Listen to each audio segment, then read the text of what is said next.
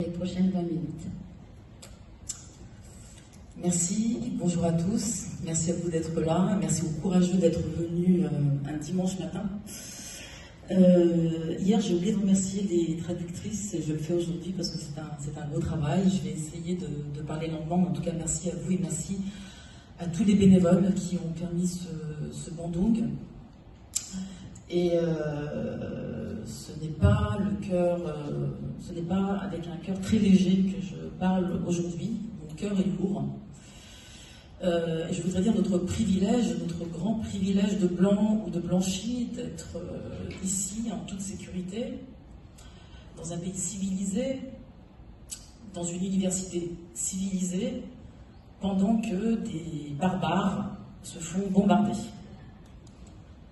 C'est ça qui fait notre spécificité, c'est que nous avons la chance d'avoir des vies qui comptent. Et ça, c'est profondément injuste. Donc c'est le cœur très lourd que je parle aujourd'hui. Mon cœur est au Liban et en Palestine. Le titre de mon intervention: penser le non-alignement à travers une alliance conflictuelle avec les forces progressistes blanches. Je voudrais poursuivre donc ma réflexion d'hier à propos de la notion de rupture. Je disais qu'on ne pouvait envisager l'unité des classes populaires sans envisager la rupture du contrat racial qui unit, dans le cadre des États-nations impérialistes, la bourgeoisie et le prolétariat blanc. Pour ce faire, il est important de reconnaître d'abord que se joue à l'intérieur de ces États-nations une véritable lutte des classes. Il ne s'agit pas de la nier, mais cette lutte des classes, lorsqu'elle est circonscrite par l'intérêt impérialiste, ne peut pas avoir de débouché révolutionnaire. Le partage du gâteau, tout aussi inégalitaire soit-il, entre les bourgeois et les prolétaires, rend le mot d'ordre « prolétaires de tous les pays, unissez-vous » caduque. Aussi, si l'on veut briser l'unité nationale qui est ici une unité raciale, pour lui substituer ce qu'il faut appeler une souveraineté populaire dans les cadres nationaux établis, il faut aussi reconnaître le caractère national-racial du clivage de classe. Je veux dire par là que le clivage de classe, qui structure toutes les sociétés capitalistes avancées et qui oppose la droite et la gauche, les conservateurs et les progressistes, n'a rien de naturel. Il est lui-même le produit de l'histoire coloniale capitaliste. Le clivage est un clivage spécifique au champ politique blanc. Un clivage qui oppose les blancs entre eux. D'un côté, une véritable opposition au travers de la lutte des classes, et de l'autre, une unité au travers de la domination impérialiste. Si les ouvriers blancs se sont hissés socialement et obtenu des acquis sociaux, chômage, congés payés, retraite, droits politiques, c'est parce qu'ils ont à la fois mené une lutte des classes contre leur bourgeoisie, mais également qu'ils ont mené une lutte de race avec leur bourgeoisie, ce qui aboutit au fameux compromis capital-travail. Il en va de même pour les femmes blanches, lorsqu'elles obtiennent le droit de vote, le droit d'avortement, plus d'égalité économique et sociale avec les hommes blancs. Il en va de même pour les LGBT blancs, qui obtiennent le droit au mariage ou le droit d'adopter.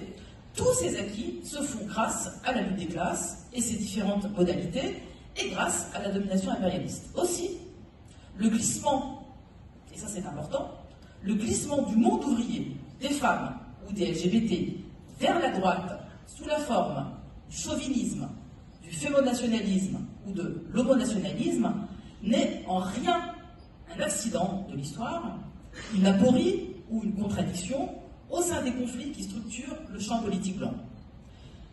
J'ai même tendance à penser que c'est une pente naturelle, surtout lorsque le capitalisme euro-américain est en crise, ce qui est le cas aujourd'hui. Notre devoir, à nous des coloniaux, marxistes conséquents, anti-impérialistes, ce n'est pas tant de se lamenter sur cette réalité, mais plutôt de penser une remise en perspective de ce clivage gauche-droite qu'on nous présente comme naturel et intangible. Je propose donc de réinscrire ce clivage dans une histoire concrète, celle de l'expansion capitaliste et impérialiste. Je propose donc de l'objectiver comme le feraient des scientifiques par rapport à leur objet d'étude. L'objectiver ne signifie pas qu'il n'existe pas et qu'il n'a aucune pertinence. Je pense au contraire qu'il est capital, qu'il est substantiel, mais qu'il gagnerait en efficacité, je parle du clivage de classe, si on le croisait avec le clivage de race, qui est tout aussi matériel et structurant. Qu'on soit clair ici, la lutte des classes est un fondamental de la pensée décoloniale. Par conséquent, le clivage de classe est une réalité matérielle et historique. Par conséquent, et à partir de ce clivage parfaitement reconnu, nous savons qui sont nos ennemis principaux. La gauche de collaboration, la droite et l'extrême droite, c'est-à-dire toutes les forces politiques au service des classes dirigeantes qui dominent ce que j'ai appelé hier l'État racial intégral. En revanche, pour les raisons exprimées hier, à savoir que la société politique et la société civile, dont les formations inscrites dans la défense des classes populaires blanches sont partie intégrante de l'État racial, il nous importe de savoir identifier les adversaires, à savoir ceux qui mènent la lutte de classe sans l'articuler fermement à la lutte anti-impérialiste. Aussi, être de gauche n'est pas en soi un brevet de décolonialité. La gauche n'est pas l'allié naturel des décoloniaux. Et c'est là que les problèmes commencent, car il faut bien se situer quelque part dans le champ politique. Construire un bloc historique capable de renverser les rapports de force pour mettre fin à un monde qui ne fait que s'ensauvager, qui ne promet que des guerres sans fin et qui épuise notre planète, notre seul bien collectif, pour la rendre complètement invivable et inhabitable. Je profite de ce que je suis sur une terre volée aux 10 Indiens d'Amérique pour rappeler cette citation des autochtones Hopi, tirée d'une lettre qu'ils ont écrite au président Nixon en 1970. J'ouvre les guillemets.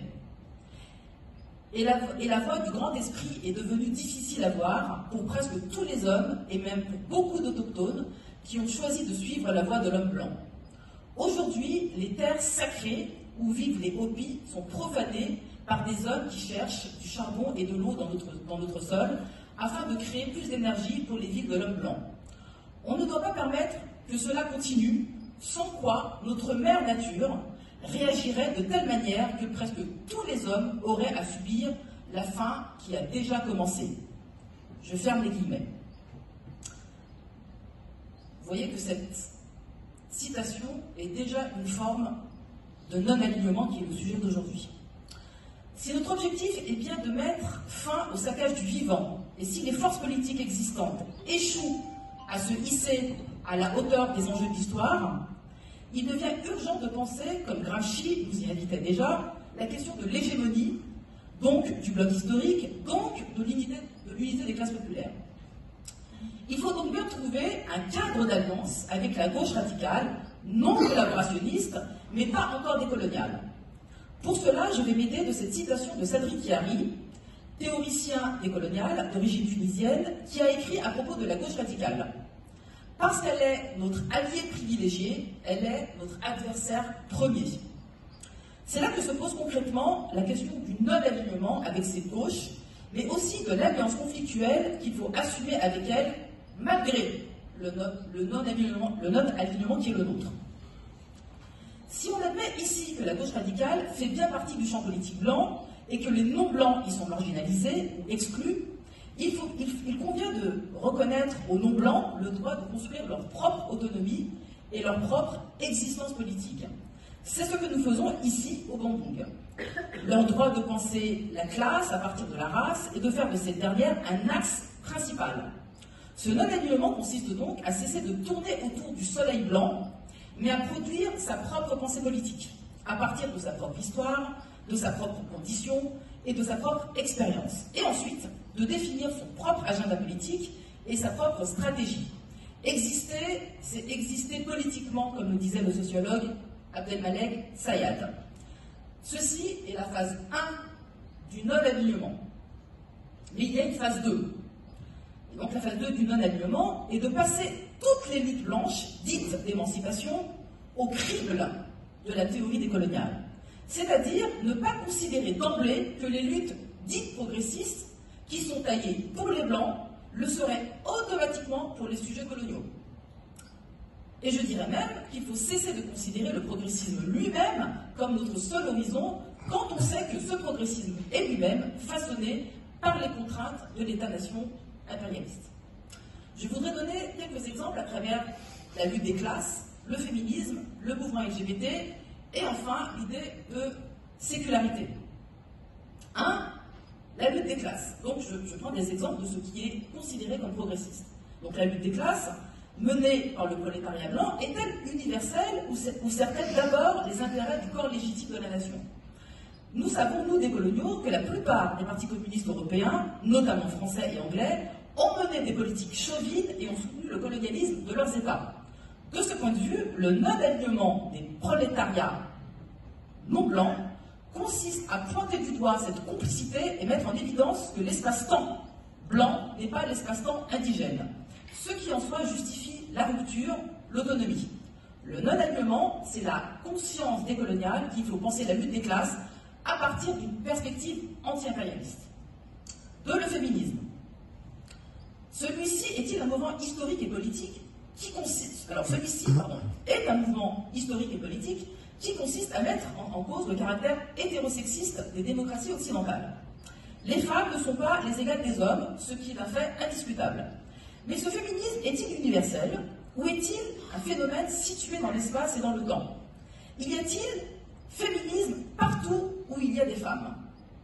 Y a-t-il féminisme partout où il y a des patriarcats? Est-il un phénomène universel et intemporel ou est-il le produit de la modernité occidentale?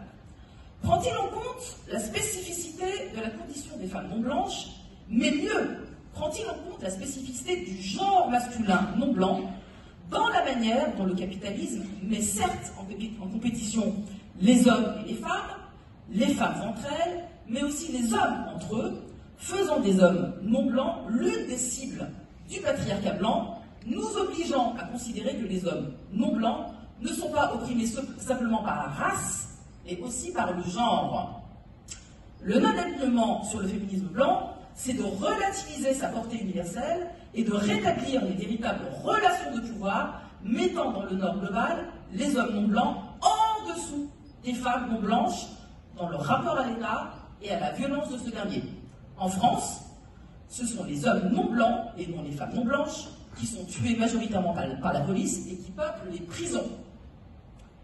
Donc, pour le dire autrement, dans la hiérarchie raciale, ce sont bien les hommes blancs qui sont tout en haut, blancs et bourgeois, ensuite les femmes blanches, et en dessous de la frontière raciale, les choses s'inversent, et ce qu'on perçoit à cause du féminisme comme une oppression ultime qui est celle des femmes non blanches, et bien, on se rend compte que dans le rapport à l'État, les femmes non blanches sont au-dessus des hommes non blancs. Et c'est pour ça que le féminisme blanc ne peut pas nous aider à comprendre notre spécificité. Donc,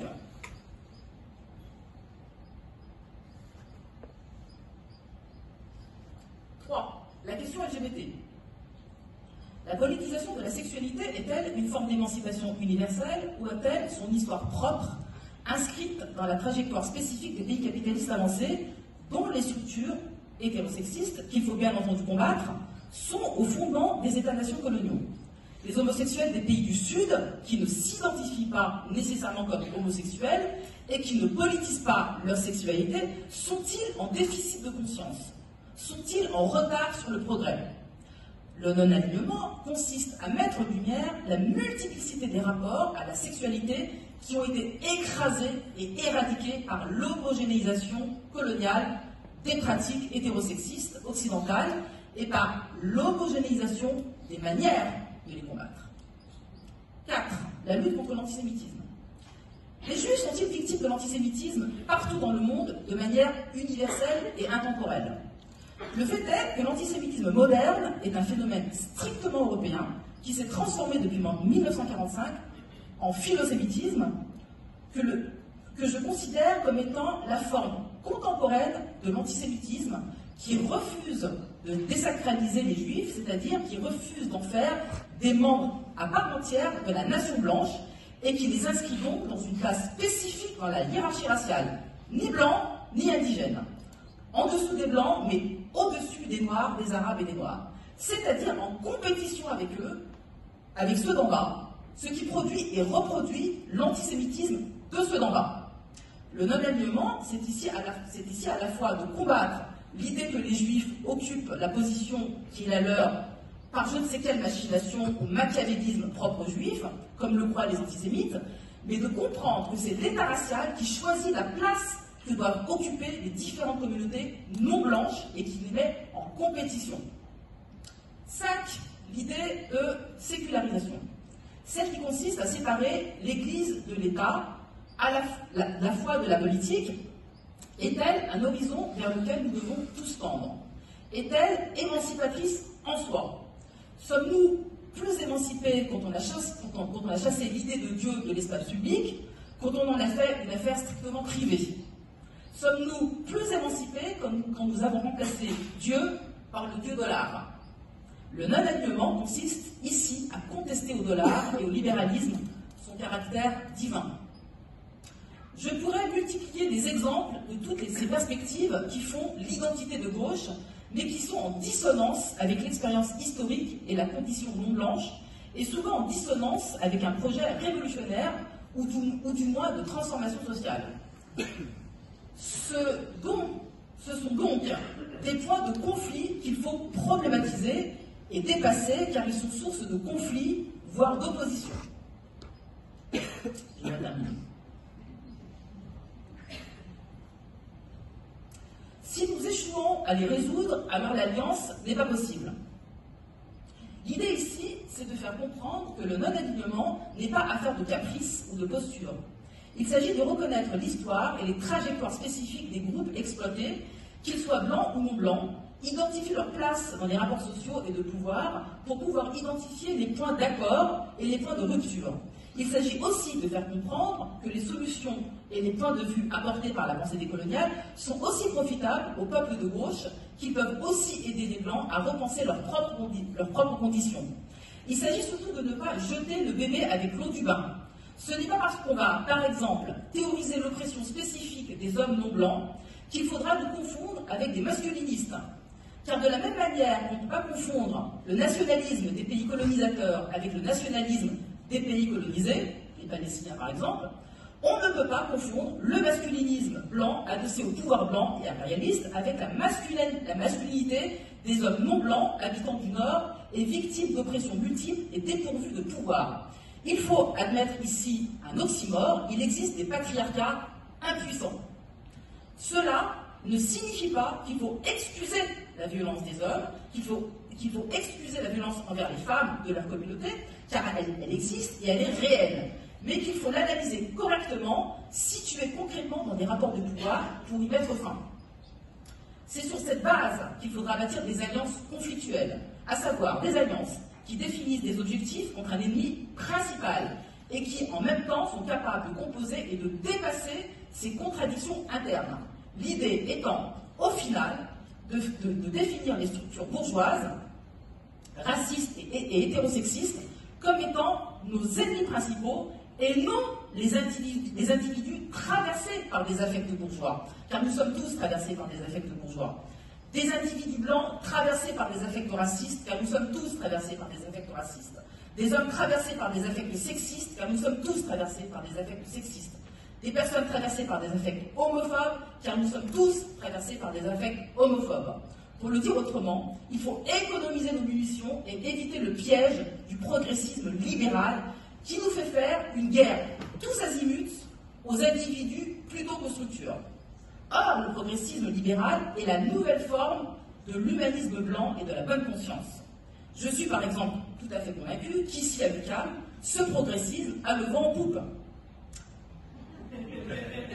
Le véritable non-alignement, c'est celui qui consiste à savoir reconnaître en toutes circonstances les ruses du pouvoir libéral qui nous détournent de la critique des structures et reconnaître les ruses de la raison blanche qui consistent à aliéner les classes populaires blanches à l'état intégral, que ce soit sous la forme du racisme qui est facilement détectable par nous, mais aussi par les formes du progressisme que j'ai identifié plus haut, de masque du contrat racial. Et j'ai terminé. Merci. Effectivement, j'avoue un prisme par rapport au Liban et à la Palestine, parce que c'est des bombardements qui ont lieu cette nuit, parce que ça se passe actuellement et que ça fait l'objet de l'attention de la terre entière au moment où l'on parle. J'ajoute à cela le fait qu'il se trouve, et j'explique mon prisme, il se trouve que j'ai des amis actuellement à Beyrouth et que tous les matins je me réveille pour savoir s'ils sont toujours vivants et qu'ils me donnent des nouvelles. Donc oui, j'ai le cœur lourd à titre personnel, mais aussi parce que c'est l'actualité du moment. Mais j'ajoute que je ne vais pas culpabiliser de ne pas avoir évoqué le Congo ou Haïti. Et je vais vous dire pourquoi. Mais parce que tout ce temps que nous sommes, d'abord nous avons des prises, nous avons des trajectoires, et effectivement nous sommes tous auto-centrés quelque part. Ça c'est une chose. Et la deuxième chose, c'est qu'on sera tous coupables, d'une manière ou d'une autre, d'avoir oublié tel ou tel conflit du monde. Il y en a trop. Il y en a trop. Et on ne peut pas citer tout le monde. Et ça, ce serait une espèce quasiment de démagogie, voire une espèce d'humanisme abstrait, que de se la jouer, on n'oublie personne, dans une salle où de toute façon il n'y a aucun impact. Aucun impact. Faire tout ça, ça sert à quoi? À part me donner bonne conscience devant vous. Et dire, ah, je n'oublie pas les Noirs, ah, je n'oublie pas les Asiatiques, ah, je n'oublie pas les Roms, ah, je n'oublie pas les Inuits, ah, je n'oublie pas ça, pour dire finalement je suis quelqu'un de très sympathique, de vachement bien. Je ne joue pas à ça. Moi, je ne joue pas à ça. J'ajoute qu'il y a une difficulté qui est la nôtre, qui est effectivement qu'en tant qu'indigènes dans le monde blanc, nous sommes tous, le racisme nous situe hiérarchiquement à des places où nous sommes les uns en compétition avec les autres. En France, il y a une grande communauté africaine, il y a une grande communauté guadeloupéenne, d'accord? Et il y a une grande communauté arabo-musulmane. Les manifestations pour la Palestine sont très nombreuses et puissantes. Les manifestations pour la France-Afrique, contre la France-Afrique sont faibles. Et pourtant, il y a beaucoup d'Africains. On peut se poser la question de savoir pourquoi il n'y a pas de mobilisation contre la France-Afrique qui soit conséquente, massive. Elle n'existe pas, je ne fais que le constater et je ne fais que le déplorer. Je le déplore. Donc la question c'est de savoir qu'est-ce qui se passe dans les communautés africaines de France qui sont nombreuses, qui font qu'elles n'arrivent pas à se mobiliser contre la France-Afrique. Les explications et les raisons existent. L'Afrique est un grand continent. Les gens sont soit des Congolais, soit des Maliens, soit des Guadeloupéens, et de par leur propre trajectoire, ils ne sont pas tous mobilisés pour le Congo, parce que eux, ils viennent d'ailleurs, tout simplement. Et que c'est pas aussi évident de créer une réalité panafricaine qui rassemble tous les Africains de France, alors qu'ils sont très nombreux. J'ajoute une autre difficulté. Nous, au sein des indigènes de la République, nous étions surtout des arabo-musulmans. Eh bien, nous avons toujours, depuis le début, condamné la France-Afrique, et nous nous sommes joints aux manifestations contre la France-Afrique. Mais nous n'avons pas initié des manifestations contre la France-Afrique, puisque les communautés africaines nous l'auraient reproché de faire une espèce de paternalisme, de les devancer dans la lutte. Et donc là, on se retrouve dans des situations concrètes de relations avec d'autres indigènes dans un espace donné, où on ne peut pas nous se permettre, à cause des critiques qu'on aurait à subir, tout à fait légitimes par ailleurs, d'être l'avant-garde du combat contre la France-Afrique. On nous le reprocherait. Donc les choses, il n'y a rien qui est simple, il n'y a rien qui nous est facilité. J'ajoute une autre difficulté, parce qu'il ne faut pas tout simplifier. C'est très facile d'aborder les choses de manière aussi abstraite. Par exemple, lors des révolutions arabes, je me souviens de rassemblements pour le Soudan. Les Soudanais sont des Africains, ils sont noirs de peau, mais ils sont arabes.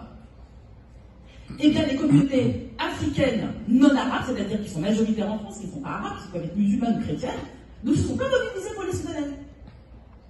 Elles ont même refusé. Parce qu'il y a un conflit dans le monde africain entre les Arabes et les non-Arabes. Il y a un conflit qui affaiblit la conscience africaine. Vous voyez ce que je veux dire? Il n'y a rien qui est facile. Et c'est pas moi aujourd'hui qui vais être comptable de toutes ces problématiques. Je ne crois pas qu'ici il y ait quelqu'un d'ici, sur ce plateau, ou même dans les organisateurs, qui ne déplorent pas, qui sont en grande empathie avec évidemment les 6 millions de Congolais dont tout le monde se fout. 6 millions.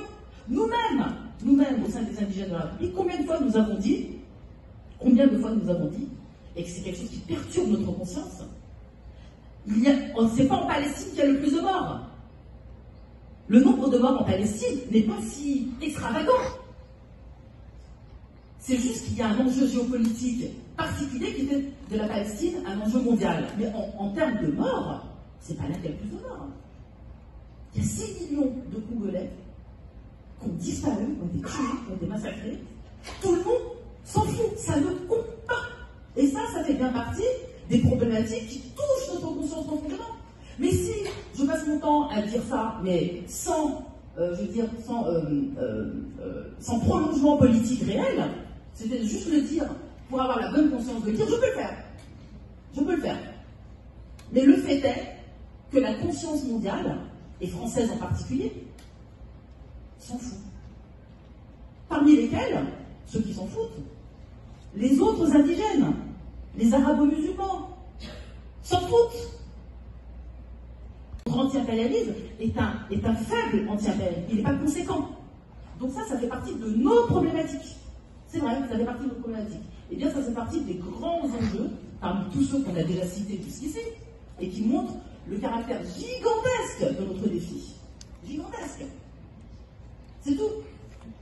Et là, il faut, encore une fois, être modeste. C'est juste qu'il faut être modeste. Il faut être modeste et partir, ne rien mettre de côté, c'est-à-dire prendre en compte toutes ces questions-là, mais simplement, à notre hauteur, faire ce qu'on veut et surtout, ne pas céder à des formes de démagogie. Et ça, moi, je m'y refuse complètement.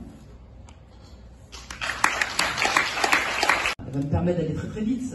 Moi, il me semble que le nom de cet événement répond à ta question. Nous sommes au Bandung du Nord. Et donc, si on est au Bandung du Nord et qu'on est des véritables décoloniaux, on ne mène pas la lutte à la place des Suds. Je ne crois pas que le Sud ait besoin de nous.